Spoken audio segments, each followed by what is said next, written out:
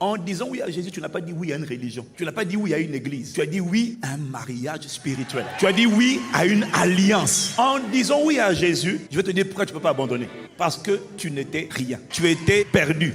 Je parle de ton esprit. Personne n'a misé sur toi. Tu étais un prisonnier, une prisonnière d'un royaume qu'on appelle les ténèbres. Tu étais un pécheur, souillé, inique, débauché, meurtrier par tes pensées, corrompu par tes pensées, sale à voir, possédé par les démons. Tu étais un beefsteak de Satan. Et puis il y a eu quelqu'un qui, dans son immense amour, a décidé de quitter l'éternité, de rentrer dans un corps, juste parce qu'il t'a aimé. Et il t'a aimé le premier. Et il est venu. Ça n'a aucun sens déjà de donner sa vie pour quelqu'un d'autre. Mais jamais tu vas avoir quelqu'un qui donne sa vie pour des criminels.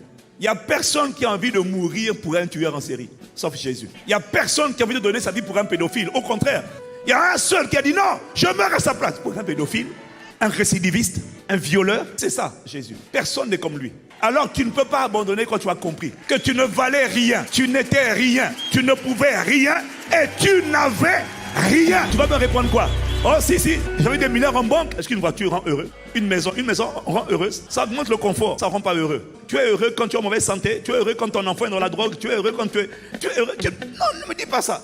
Tu n'étais rien. Donc, tu ne peux pas abandonner parce que personne n'avait payé le prix pour venir dans les geôles de l'enfer, pour te faire sortir. Sale comme tu étais. Il est venu, il t'a lavé par son sang. Il t'a rendu pur. Bon, normalement, ça aurait pu s'arrêter là. Sors de prison, va vivre ta vie. Et non, il ne s'est pas arrêté là. Il t'a fait sortir de prison. Et puis il dit, je veux t'attacher à moi et t'épouser toi. Je veux fusionner avec toi. Sa semence a rencontré mon cœur. Et il a fait de moi un nouvel esprit. C'est le mariage spirituel. Quand un roi épouse un nobody, il fait du nobody l'épouse du roi. Et donc, une personne invitée à gouverner avec lui. Chaque fois que quelqu'un rétrograde, que quelqu'un abandonne la foi, il n'a pas compris. C'est impossible de comprendre le menu, l'agenda et de cracher dessus. C'est impossible. Et Satan empêche la connaissance de la vérité. Donc, il nous communique une religion. Oh, tu vas dans une église. Non, c'est plus qu'une église. L'église, c'est la plateforme, c'est l'ambassade d'un pays qu'on appelle le royaume des cieux. Et la finalité n'est pas l'église. La finalité, c'est l'époux. Il m'a fait rentrer dans la catégorie des gens qui vont gouverner. Parce que l'épouse, qu'on l'aime ou qu'on l'aime pas, l'épouse va gouverner. Oh, je suis reconnaissant. Tu m'aimes ou tu m'aimes pas, je vais gouverner la terre au siècle des siècles. À cause de cette simple compréhension, tu ne peux pas abandonner. Il faut être fou pour dire ça ne m'intéresse pas. C'est pour ça que la Bible ne parle pas de religion. Il n'y a que le mot religion 1 à 2 fois dans la Bible. Le mot qui vient dans la Bible, c'est le mot royaume. Maintenant, je vais te dire une chose. Si tu es intelligent et comme tu l'es, quand tu entends royaume du Maroc, royaume uni, tu penses à religion?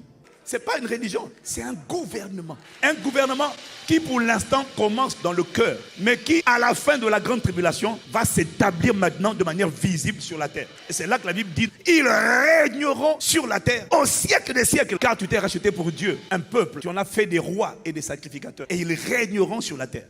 Les gens n'ont pas accepté de mourir, de souffrir le martyre pour une religion. Ils ont accepté de souffrir pour un agenda, un programme de gouvernement qui avait été annoncé et qui sera manifesté, visible sur la terre. Pendant 1000 ans, après les 1000 ans, Satan sera détruit, Satan sera jugé définitivement. Et puis maintenant, après, Dieu va installer sur la terre son règne éternel. Et Dieu a tellement aimé les hommes que Dieu qui est le créateur de l'univers, et dans l'univers, il y a des milliards de galaxies, sachant qu'une seule galaxie, comme la nôtre, la Voie lactée, rien que la Voie lactée, ce sont des milliards d'étoiles et de planètes. Mais tu te rends compte que la seule planète où Dieu va venir habiter éternellement avec les hommes, c'est la terre. Je ne peux pas abandonner ça. Je serai là. Je serai là.